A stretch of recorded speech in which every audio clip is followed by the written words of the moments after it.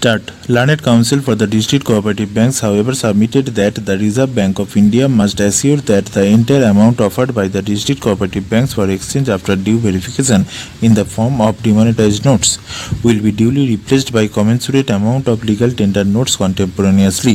The Learned Attorney General, on instructions, submitted that the policy of replacement of legal tender notes as applicable to public sector banks and other banks will be applied even in the case of district cooperative banks for exchange of demonetized currency with the legal tender currency.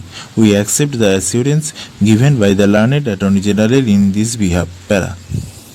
The other broad point was about extending the time limit for exemption for use of demonetized currency notes of Rs 500 and Rs 1000 at specified counters as per the relevant notification issued in that behalf by the Reserve Bank of India. It was contended that the exemption period provided in the concerned notification is expiring.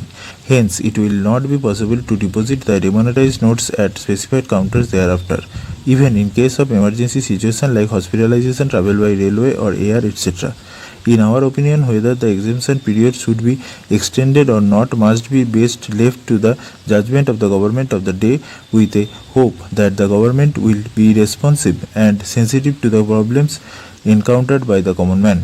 Accordingly, we decline to issue any interim direction to the government in the matter of extending the period of exemption and leave it open to the government to take appropriate decision in that behalf, as may be advised. Para. The other serious grievance made by the petitioners is about the denial of right to withdraw the prescribed amount of Rs 24,000 per week per account holder in spite of notification issued by the Reserve Bank of India permitting such withdrawal.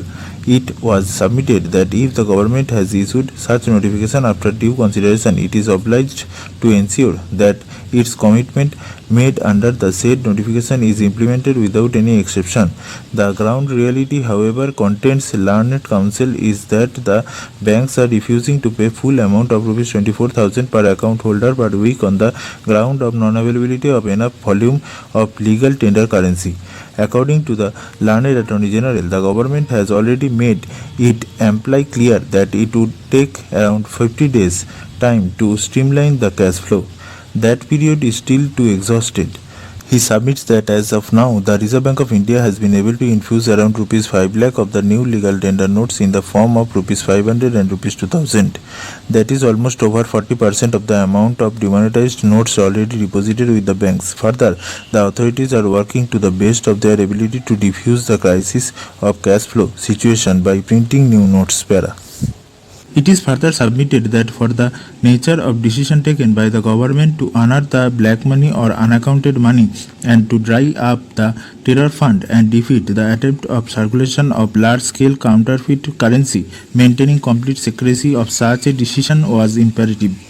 For that reason, new currency notes could not be printed well in advance. He submits that the old demonetized notes will be replaced by new legal tender notes in the form of Rs 500 and Rs 2000 progressively in right earnest.